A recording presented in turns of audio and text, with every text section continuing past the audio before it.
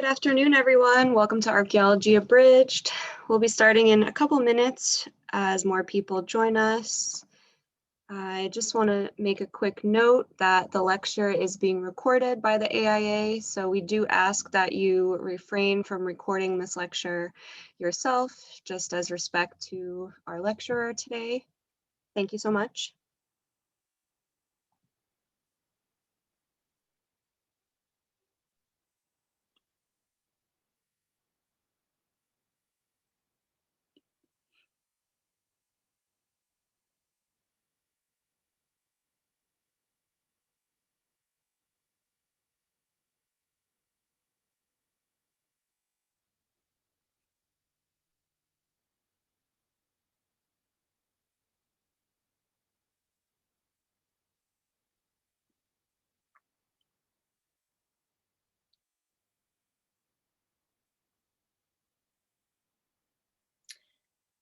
Good afternoon on what is a very gray and rainy day in New England.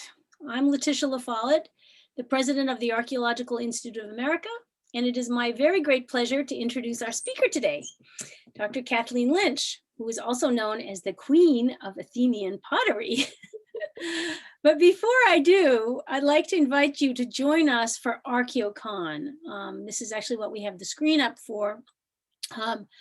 We are offering this archaeological conference for the public virtually this year on Saturday, April 24th. This is going to be a day of archaeological presentations, hands-on workshops, exclusively curated on-demand activities, and interviews that showcase archaeology.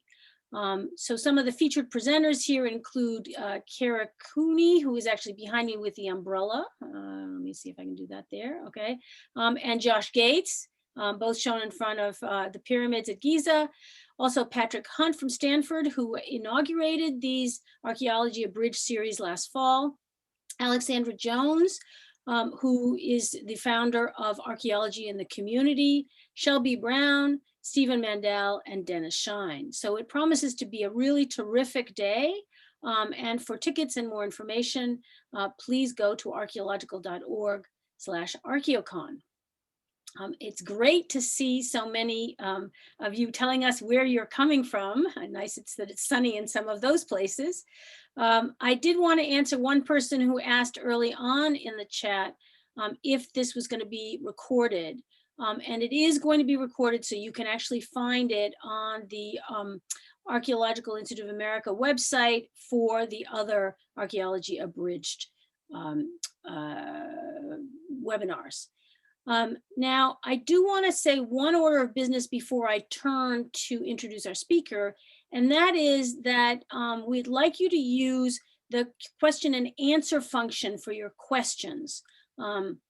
That's actually, it works much better for us. So on your screens on Zoom, it'll be on the far right. It should be on the far right.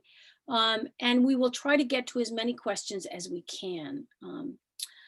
So let me now introduce Dr. Kathleen Lynch, who, as many of you know, gave us a delightful talk on the topic of ancient Greek pottery in March. And she is back now for what the New York Times this week termed a saucy encore on the Greek Symposium, the Greek drinking party. Kathleen M. Lynch is professor of classics at the University of Cincinnati and a classical archaeologist with a focus on ancient Greek ceramics. She earned her PhD from the University of Virginia and has worked on archaeological projects at sites in Greece, the Athenian Agora, Olympus, Corinth, and Pylos, in Turkey at Gordion and Troy, in Italy at Morgantina, and in Albania at Apollonia. Kathleen's research considers what ancient ceramics can tell us about their use and users. Athenian figured decorated pottery is her specialty, and her book, The Symposium in Context, 2011, won the AIA's 2013 James R. Wiseman Award for Best Publication in Archaeology. At Cincinnati, Kathleen has won teaching awards for her classes on mythology, Greek and Roman archaeology, and graduate seminars on such topics as Greek iconography, pottery analysis, and ancient art and art history. She's been a lecturer on the AIA's national circuit for many years, has served the AIA at the national and local levels, and enjoys traveling with Aia Tours as a host and lecturer.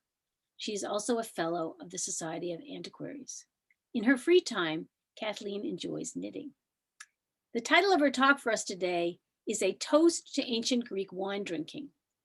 And again, a reminder, please, to use the Q&A function for your questions, and we'll get to as many as we can at the end. So take it away, Kathleen. Okay, thank you, Letitia. I'm going to attempt to share my screen. Let's hope everything works. Yes, it has.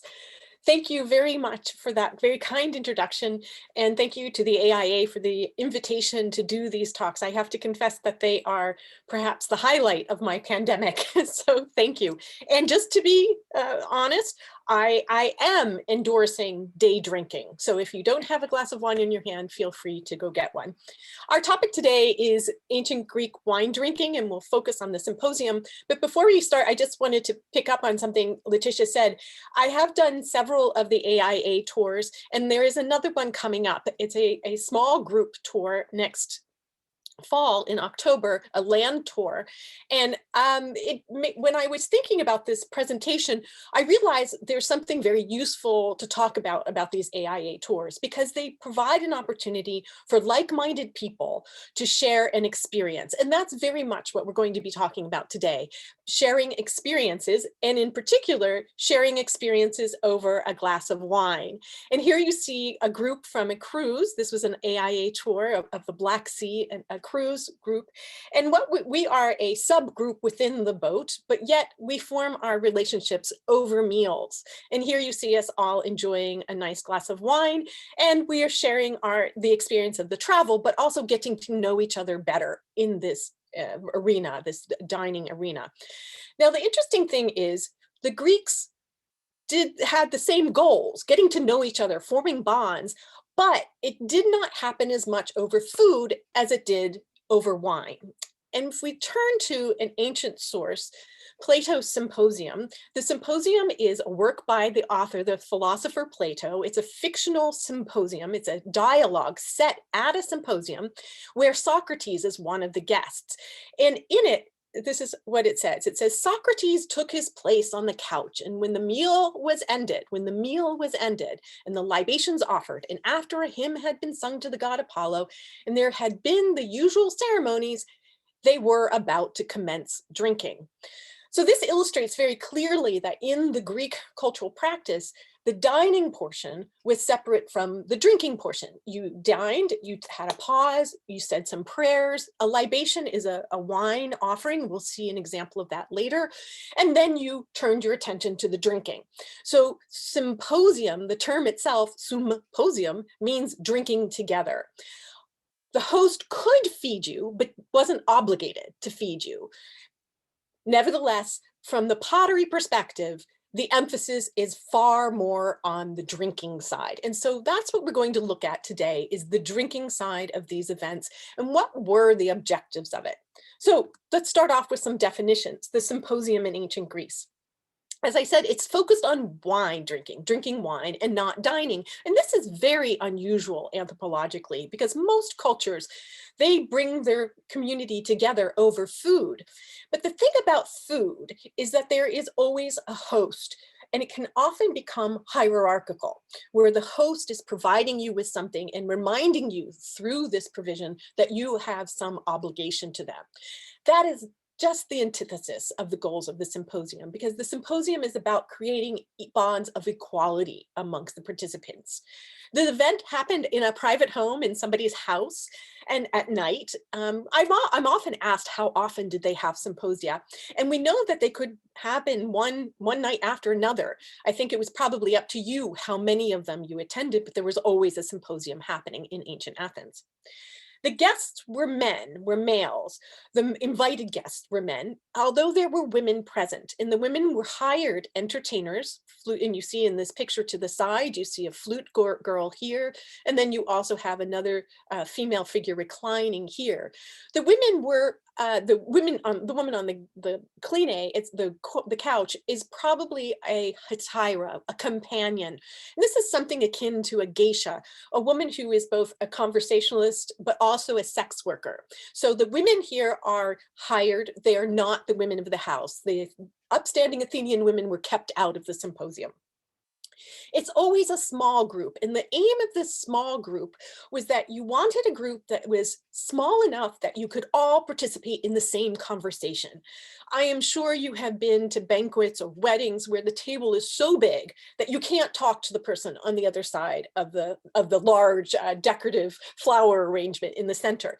That is not the case for the symposium. Everyone is taking part in the same conversation. This process of having an experience together, a shared experience that is lubricated by the wine. This is the objective of this is to create bonds among the participants. And everyone is doing things in equal. So everyone's cup is filled at the same rate. Nobody gets an extra refill. Everyone is being filled at the same time. And there are activities of the symposium where everyone is expected to participate. So for example, I might start a song. I'll sing one verse of the song. And then you, my neighbor, are expected to be able to pick up the song and continue it.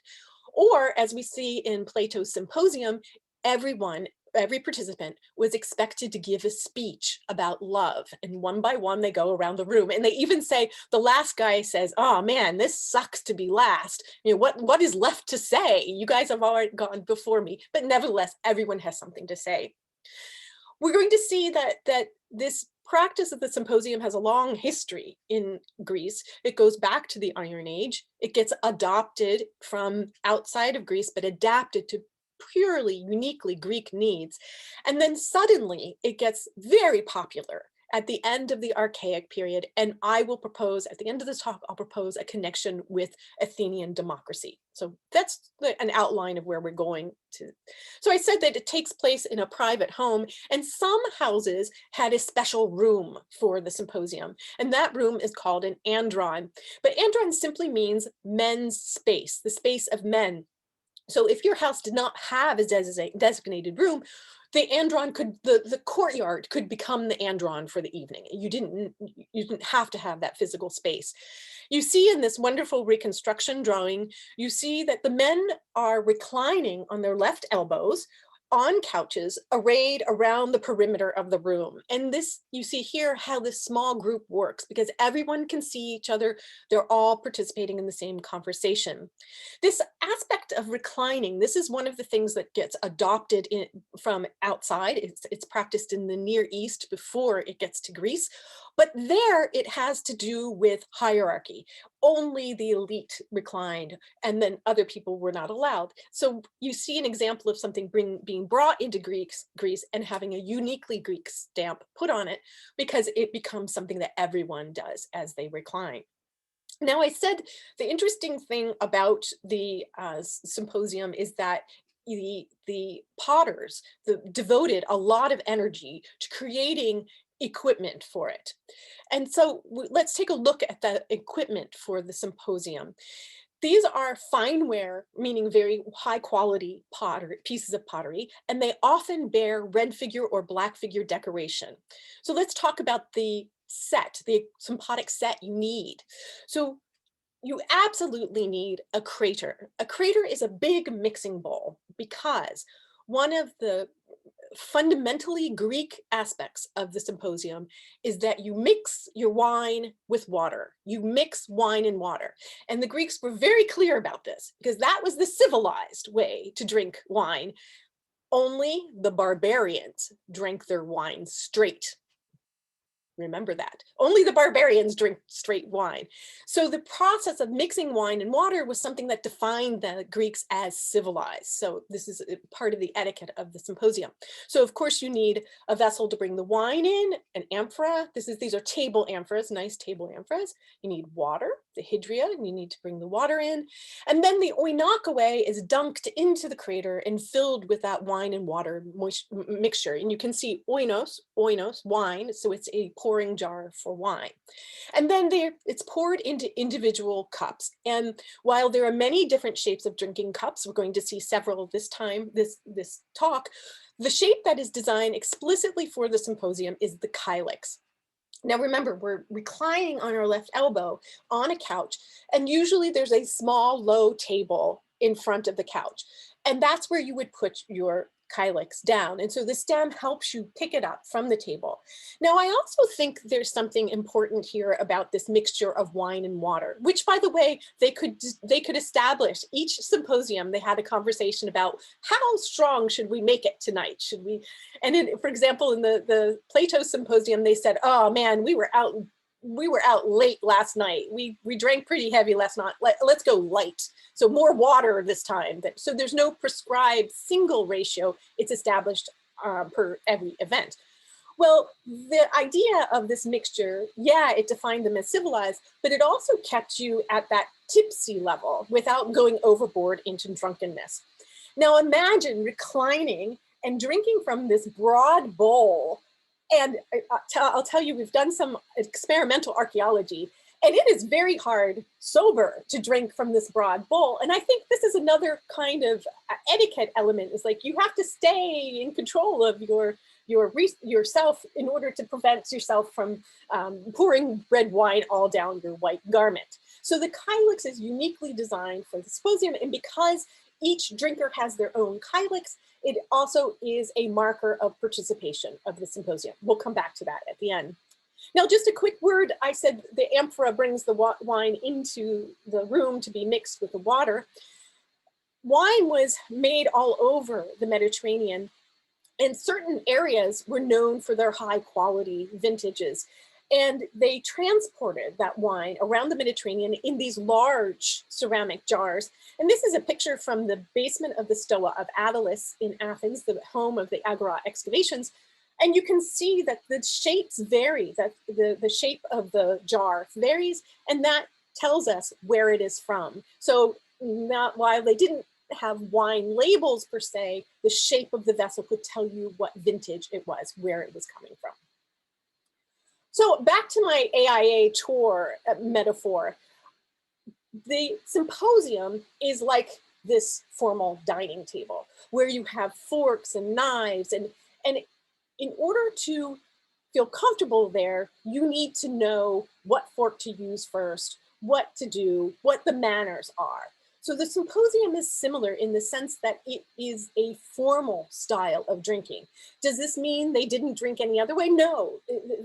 Drinking was done in many different modes, but the symposium then is just the most formal of them, just like this table is an extreme compared to the previous picture where we were all dining buffet style and grabbing a plate and a fork as we go down the line.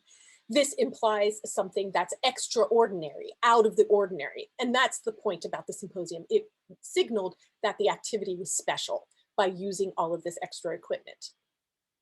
So with that, let's go look at some actual ancient evidence.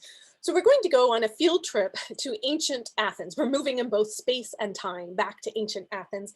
And we're going to talk about some evidence found around the Athenian Agora. And the ancient Athenian Agora was the marketplace of ancient Athens, as well as the civic center. And here you see it in modern times with the Stove of Adolescent, the reconstructed Stove of Adolescent, which is the home to the Agora excavations, as well as the museum. And the storage area I just showed you is in the basement of this building.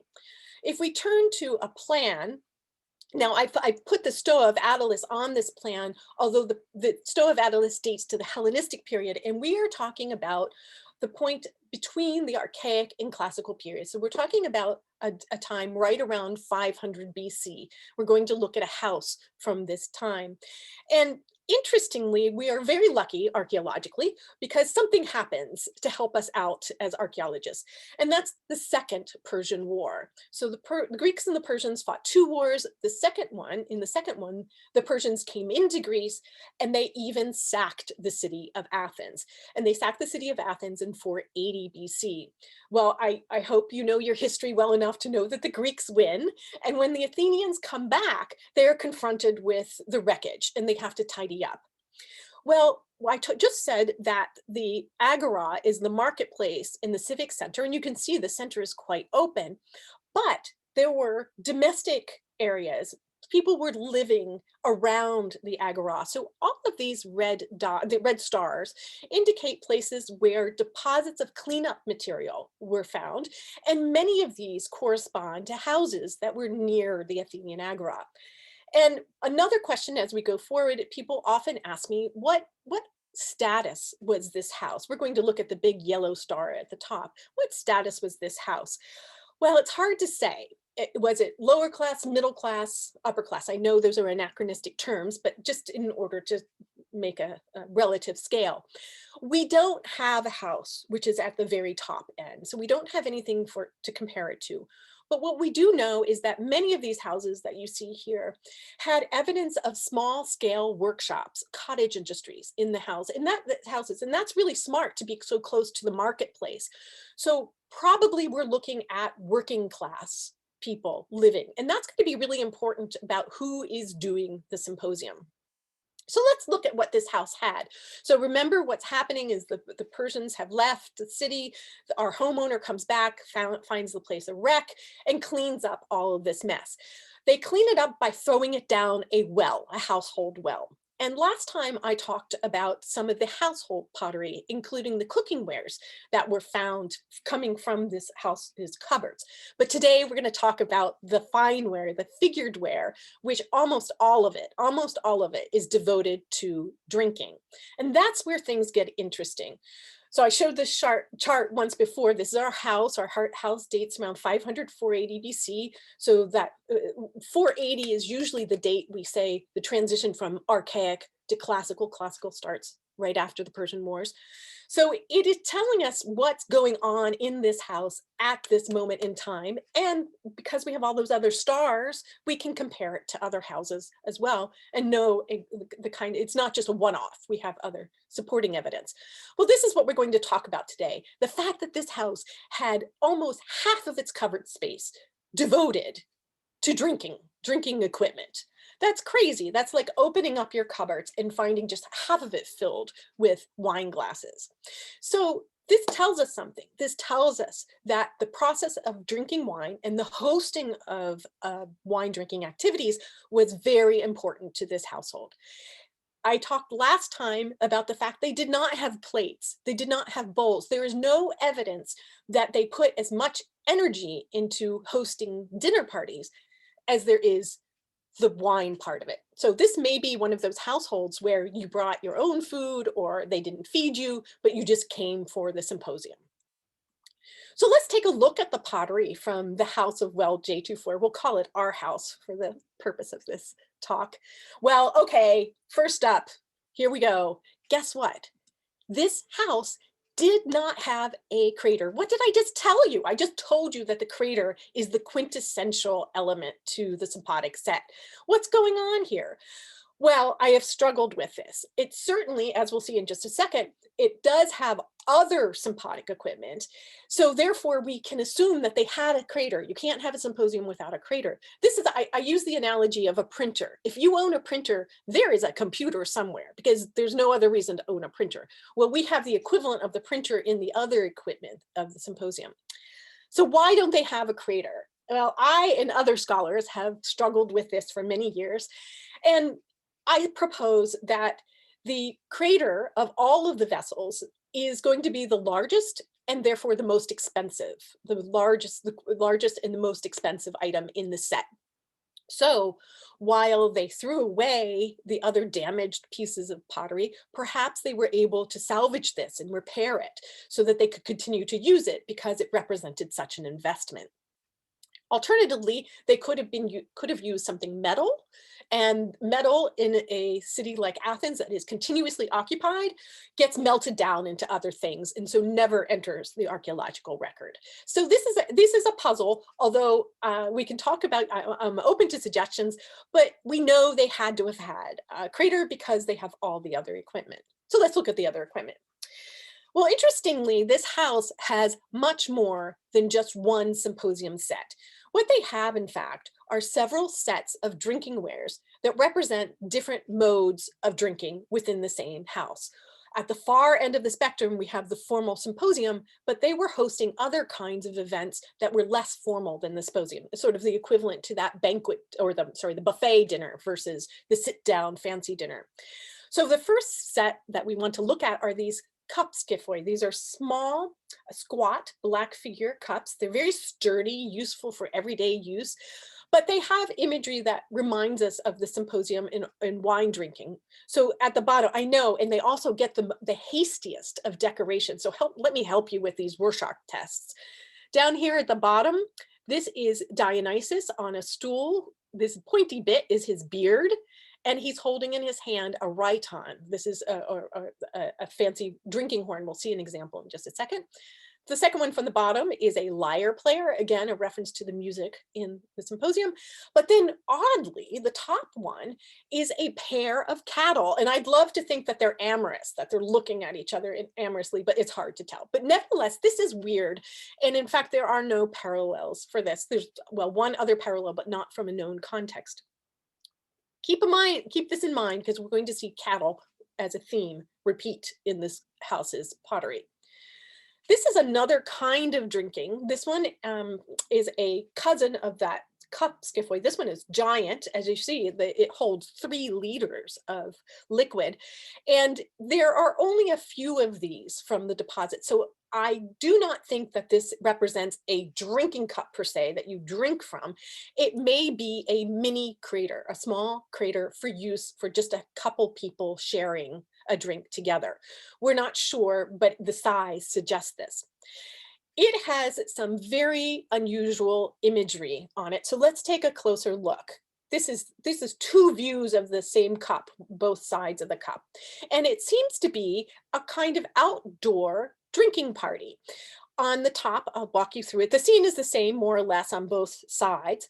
We have 2 drinkers. You see they're holding their kylixes, and they are seated on a mattress placed directly on the ground. And then in between is a female musician. She would have had white flesh, but the white has worn off over time. So that scene is repeated on the bottom, where we have 2 drinkers. Unfortunately, this guide's a little broken off, but 2 drinkers, this time with a lyre player in between. And while these guys hold kylixes on the top, on the bottom, this fellow holds a drinking horn. This is, I told you, the Dionysus held a rhyton, and you can see it too was an added white, which is fugitive, is flaked off, but it's literally a horn used for drinking. Now, that's normal. We have other examples of exactly that scene, but this is where it gets weird, wacky. Look at their heads. Look at what their headdresses are. These 2 guys up here, and then here at the break, you can see this guy too. They have horned headdresses. Each one is a little bit different. This fellow up here with 2 curving horns and ears, this one with 3 lobes.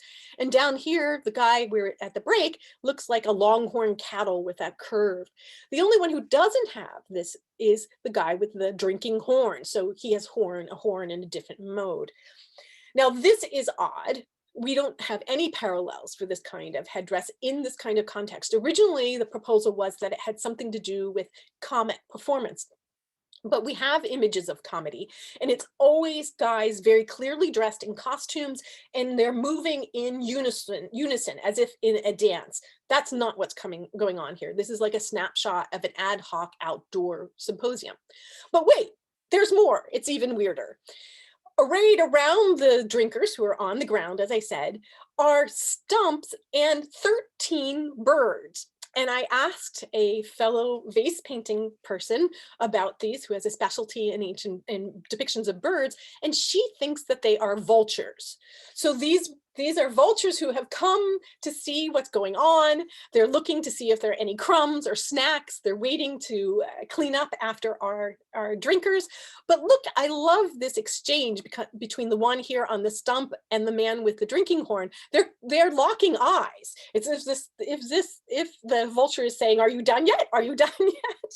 This too is unusual. So something strange is going on this large cup.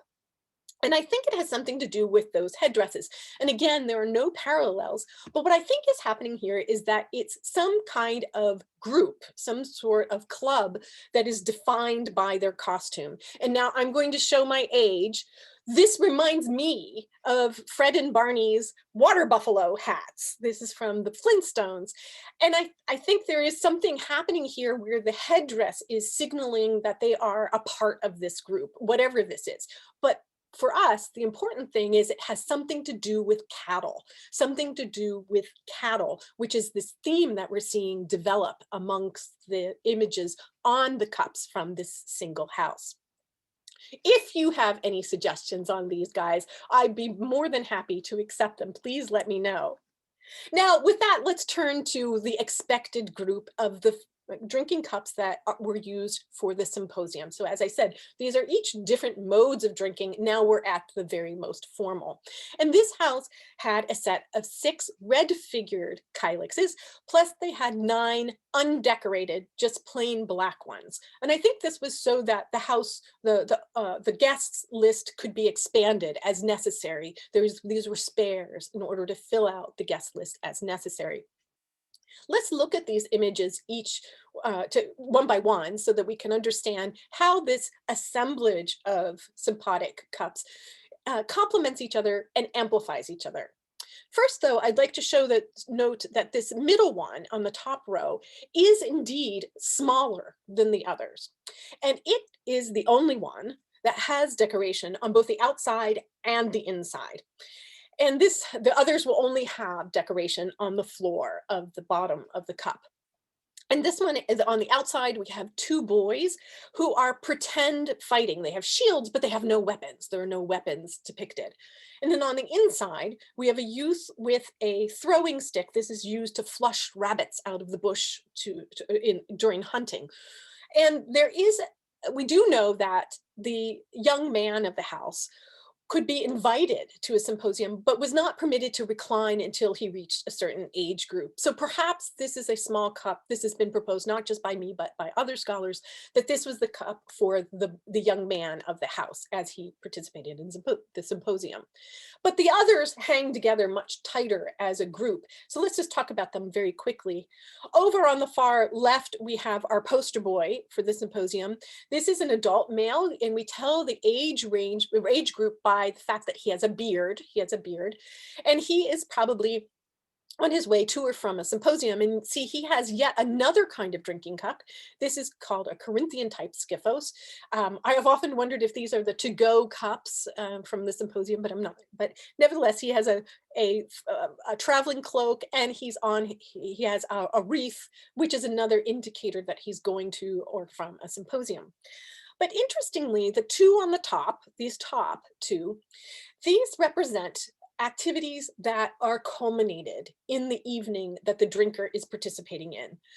This guy, who looks like he's taking a bath in a basin, rather, he is stomping grapes. He's treading grapes. And these sticks that he holds on to, these sticks would have been attached to something above him so he could keep his balance. And I always thought it was because it was slippery, that the grape skins would make it slippery. But in fact, grape fermentation releases carbon dioxide to the point where you can become dizzy. And I think that this might be kind of a joke about the effects of wine, that it too can make you dizzy if you're not careful. The boy to the right is running, that's what that stance means, and he has 2 strips of meat. And so this was either for the pre-symposium dinner or maybe for snacks. You know, every good hostess knows you don't serve wine without a little something to sop it up. So maybe this is for the snacks. But nevertheless, this represents something that the drinker who's drinking from these cups would have been enjoying in the host's house. Now below we have 2 unusual cups. These also have no direct parallels. On the left is a frontal owl, beautiful frontal owl. And already by 500 BC, the owl was the symbol of the Athenian state. It had already taken on that role. But on the side around him, you cannot see it, but there was an inscription, a writing. And the inscription says, in the first person, it says, "I am one kus." And I think that the owl is making a joke about the potency of the wine in his cup, because a kus is an ancient measure and it is 3.2 liters. So it's about the equivalent of our big cup. So he's saying, drinking me, emptying me is like drinking down 3 liters of wine. I'm as potent. And it's kind of a joke about the power of wine if you're not careful. Then this other one, the final one, the one that's the center, the wheel, this one It too had an inscription. Each one of these segments had a single letter, but regrettably, the person who put it the inscription had very bad penmanship, and we still can't decipher it. Nevertheless, I think there's another joke here about the effects of wine, because if you drank your wine too quickly and revealed the wheel, it would start to spin. It would be another joke. It's another joke about drunkenness. So I think taken together, these cups are talking about the symposium as a fun environment where we're sharing experience, and wine is important. It's present. It's there to keep us on a little bit loose, but not too loose, because things can happen when it goes too far. Now, I said that this house had a set, so let's talk about a couple of the other pieces and develop these themes. These seem themes of the humor of the cups and also the emphasis on cattle. Well, guess what? Out of this entire house's sympodic wares, only one piece had a mythological scene. And this is it. And guess what it is? It's Heracles's labor of the Cretan bull. In this labor, he had to go to Crete and bring a bull back. This bull will go on to become Theseus's deed of the Marathonian bull, but it's a bull. So here we have yet another reference to cattle. And I'm showing you two views of it. Here's Heracles and the bull, and then over here, he's bringing it to Athena on that side. This may surprise you that this house didn't have very much mythology on its sympodic wares, and that is true of those other starred deposits from the same time period. There's very little mythology among the sympodic wares in Athens. And you may be saying to yourself, but I go to the Met all the time, and it's nothing but mythology. Yeah, you know, you're right. And it's all made in Athens. But this is the difference between the pottery that stayed in Athens and was used by Athenians and pottery that is made for the export market. At the Met, at the British Museum, at the Louvre, all of that pottery, almost all of it, is coming from tombs in Italy. And it was originally used by non-Greek Italic peoples, the Etruscans, the Samnite, the Boeotians. So when we study this material, we have to be careful to think about who is the user. So today we are only thinking about Athenians, and they just were not interested in having mythology on their sympodic wares. That's a very interesting observation. We can talk about it more in the question and answer if you have them.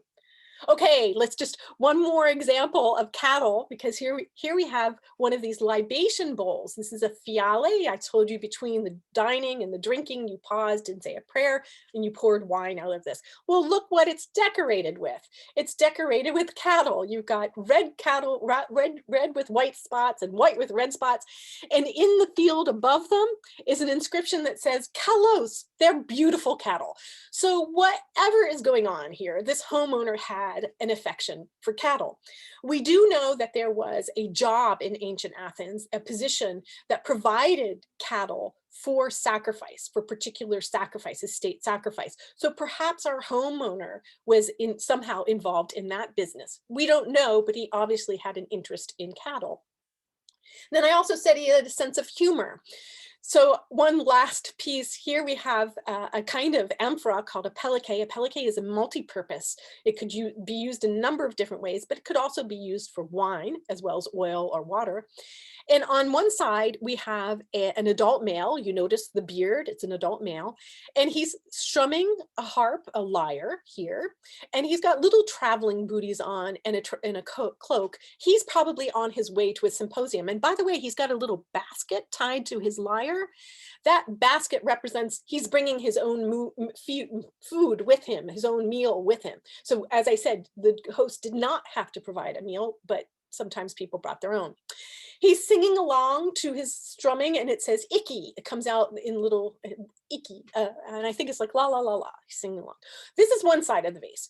This is the other side of the vase. And on this side, we have a boy, a youth, notice, no beard, and we know he is on his way home from a symposium. How do we know this? Because he leans on his walking stick, holds his head in agony, and he forces himself to vomit. And the painter has helpfully shown a stream of added red coming down out of his mouth. There's also an inscription here, and this inscription says, "Ay, oi," like a kind of grunt, a grunt that the kid is making as he vomits. So I think this is a joke about the wisdom versus youth, the wisdom of the elder versus the impetuousness of the youth who is overindulged. And it is a lesson, but it's meant to be funny. So, and yet another comment about the symposium itself, and kind of finding that balance, that temperance balance, where you're tipsy but not going too far.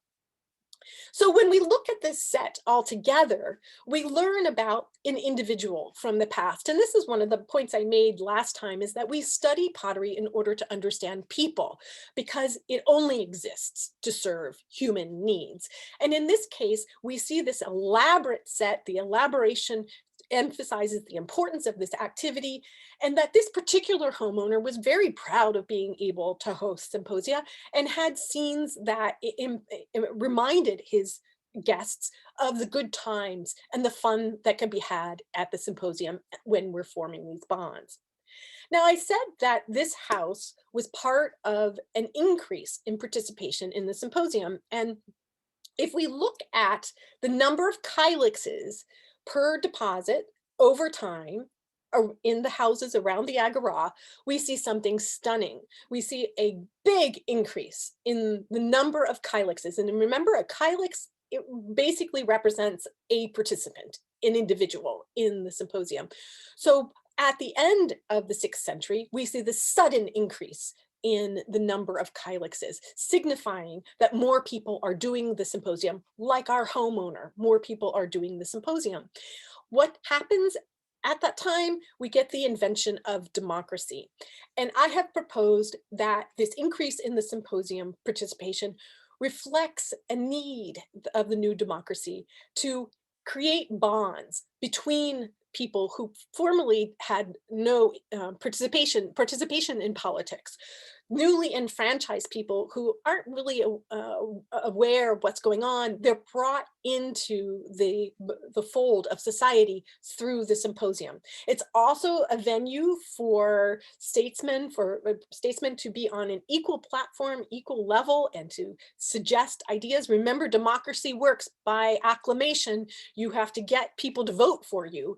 So this is a way to discuss ideas too that would carry over into the political or perhaps the business life of the city of Athens. So this is quite a surprise, but our house represents part of this new development.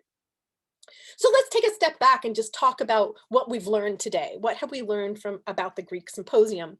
Well, we've learned that it is the wine is present there to lubricate the evening, but also to lower inhibitions and allow people to be more honest with each other. One of the ancient poets said, wine is a peephole to the soul. So wine is this leveler, which is one of the goals of the symposium, to equality, having everybody at the same level. This is different from food, because with food, somebody has to provide it.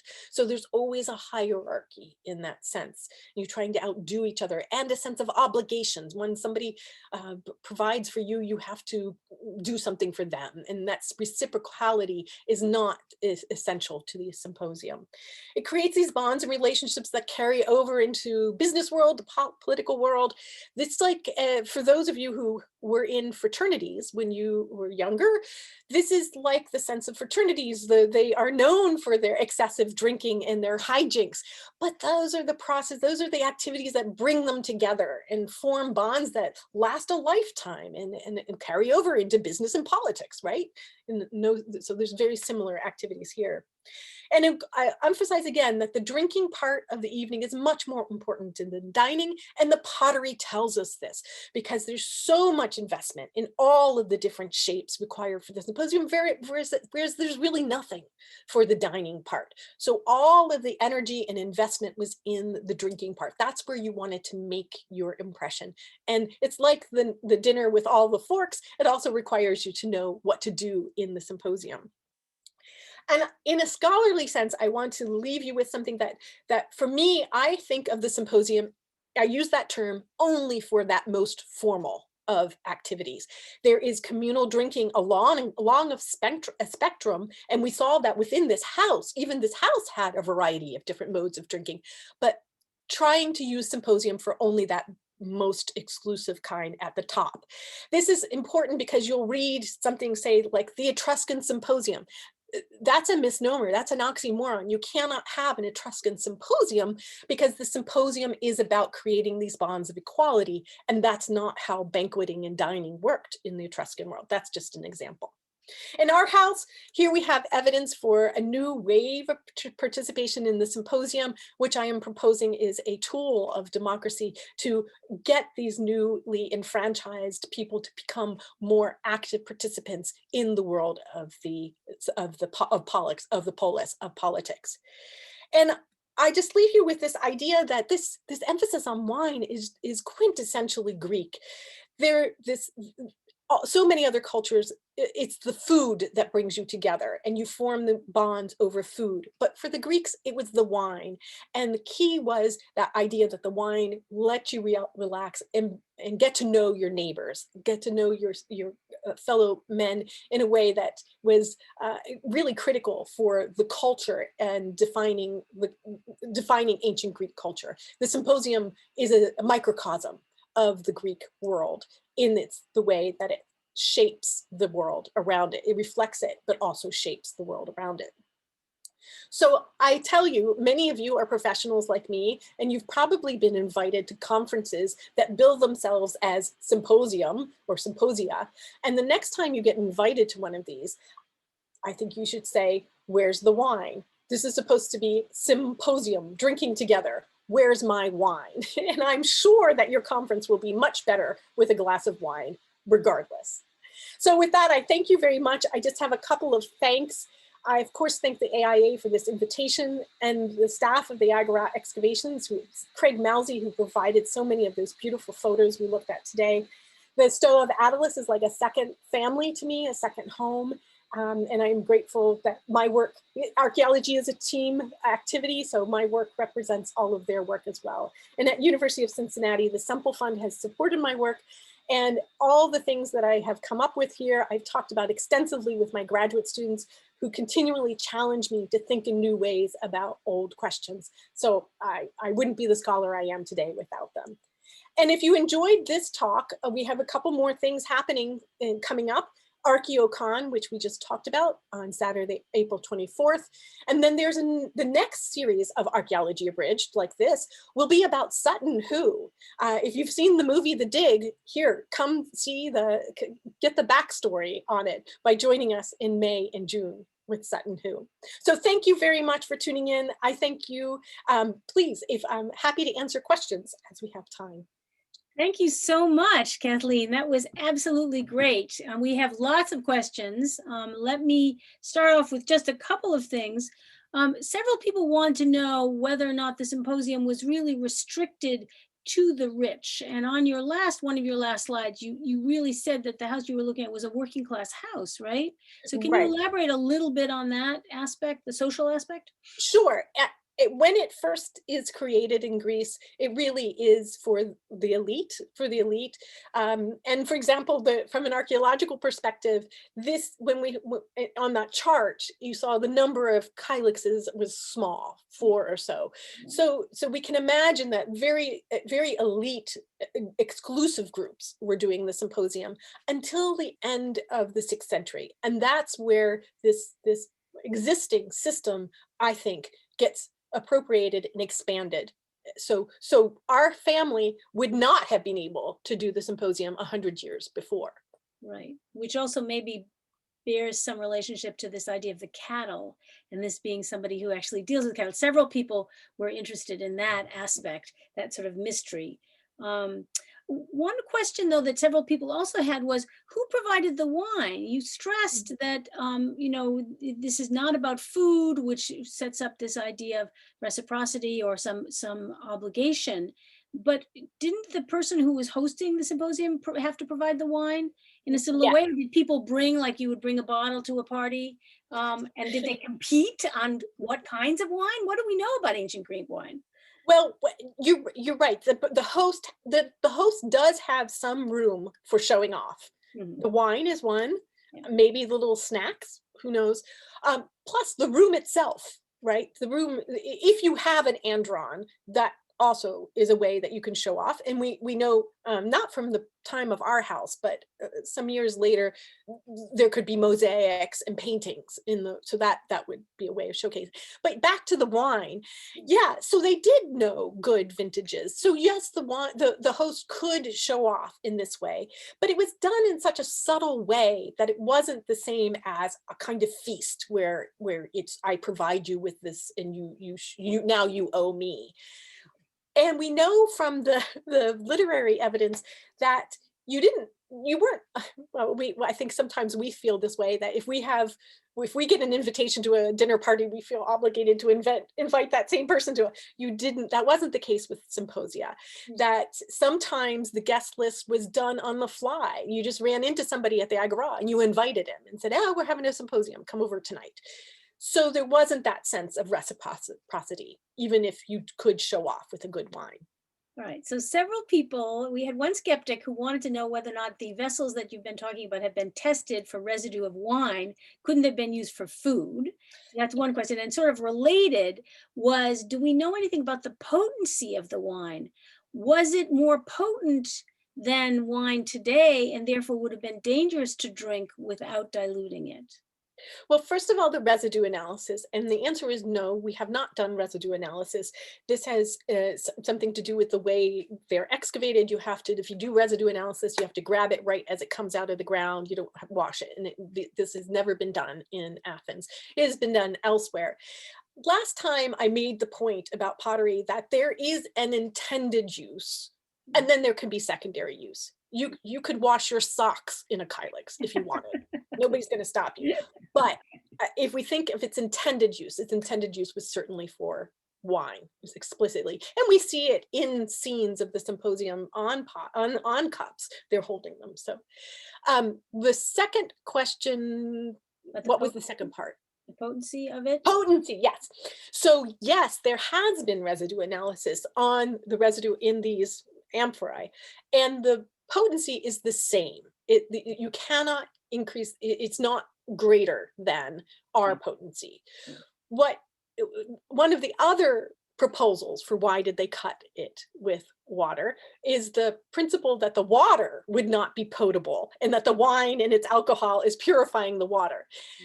We know from literature that it is about the civilizing effects of a less potent, watered down wine. It's about that if you drink wine straight, you're just going to get drunk and cause trouble. So yeah, that's a great question, but that is an example where residue analysis has confirmed it's the same. It's not any more potent. Okay. Several people were also puzzled by this reclining on your side, which they said is not very comfortable. So I always say it would be bad for my digestion. That's just me, but yeah, exactly. But you know, this is something they import from the Near East, right? That's right. So this is something that is existing already in the Near East, where it's done for like the very high elite are the ones who are allowed to recline, and then others have to sit, and so the hierarchy is very clear through this. But it does imply that you need servants. Servants have to serve you, and we see on the scenes the pictures of symposium on sympotic cups, that there's a servant pouring wine into the cups. And then we know that the cups were sent around the room. And now I said that everybody drank at the same rate, but there are some poems that call the cups flying around the room. So, isn't there a game too that you take the dregs? You want to talk about that a little bit? You said yeah. So even though the wine is cut with water, the wine was not filtered as our wine is today. So it had dregs, lees. And so as you drank down, you would have a residue left at the bottom. And so they made a game out of it. And it's called Kottobos, Kotttabos. And there was a target, like a lamp stand with a lamp with a flame, and you would spin your kylix around it and flick the lees and try to outen the light. And you said a wish as you did this. It was often a love wish. Speaking of love, one person asked early on, wasn't Aspasia, Pericles' consort, a participant, not just an entertainer at symposia? Yeah, well, this is like Aspasia, and the question is, what was acceptable for an upstanding Athenian woman? Aspasia was not an Athenian woman. She was from Miletus. She had come to Athens as an immigrant. She was also highly educated. So she was exceptional in many different ways. So she was permitted to be present at a symposium, if we can believe the literature about this. She was perfect. Whereas your regular Athenian wives and daughters would not. And in fact, the design of houses are constructed so that if you do have an Andron, it's right by the front door. So your guests would come in and turn a corner and then be out of sight, so that they would not interact in any way with the females of the household. Okay. So other people want to know about the music. Obviously, we see lyre players and we see flute players. Do we know anything about the music that would have been played? We can only imagine from the instruments themselves, but we do have snippets of drinking songs. Some of these drinking songs have been recorded for us. And remember that poetry in ancient Greece was all sung. It was always sung. So when we think of Homer, we have to imagine it being sung, not just recited. And lyric poetry. So from the rhythm of these of the poems combined, we can reconstruct in some way the kinds of songs. But I think more important is the idea that the way the symposium worked, if you're singing, one person would start a verse and then pass it on to the next one. So that meant you needed to know these songs. So these songs, these poems set to music, were currency. You needed to be able, just like the etiquette of which fork do I use, you need to have that in your background. So that unites you as a group as well. Okay.